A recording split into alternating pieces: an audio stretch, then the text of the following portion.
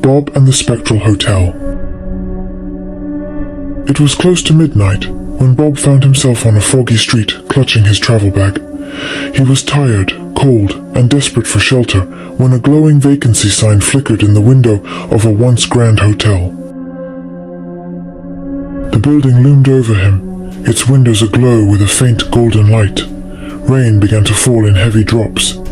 With a deep breath, Bob pushed open the creaking doors and entered the shadowy lobby. The inside was silent, save for the ticking of a dusty grandfather clock. Crimson carpets ran across marble floors, and grand chandeliers dangled above. In the center of the lobby, a solitary figure sat in a velvet chair, shrouded in shadow.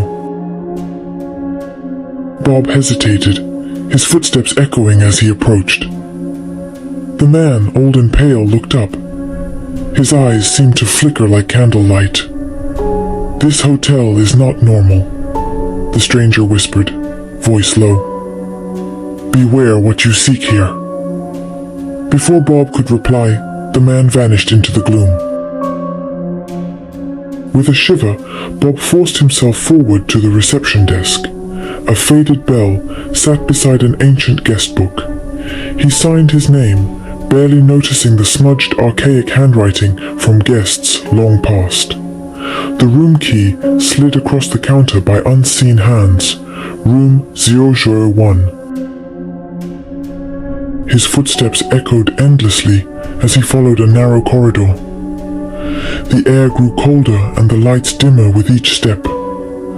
Shadows moved at the edges of his vision, but when he looked closer, there was nothing there. Bob reached the heavy oak door marked 001. The brass numbers felt icy beneath his fingers.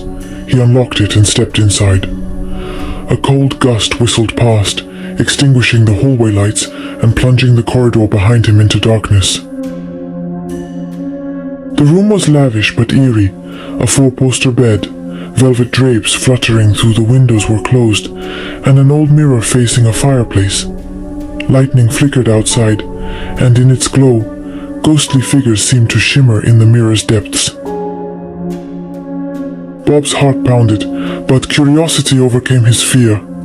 He approached the mirror, and with each step, the spectral reflections revealed a fragment of the hotel's past. A grand party, guests in old-fashioned attire, a sudden tragedy, screams echoing until abruptly silenced. Suddenly the air thickened and a chilling wind circled him. The room shimmered. Bob heard a girl's voice whisper, "Set us free." Shadows danced across the walls, and the shapes of former guests stepped out from the corners, not menacing, but pleading. Though afraid, Bob drew upon his courage. He searched the room, recalling the stranger's warning and relying on his imagination to guide him. He found an ancient locket beneath the fireplace, its surface etched with a crest matching the hotel's sign.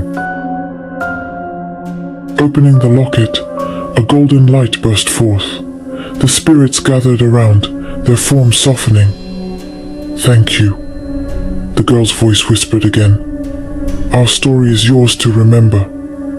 The air warmed as the spectral guests faded, their faces finally at peace. Exhausted and bewildered, Bob returned the locket to its hiding spot.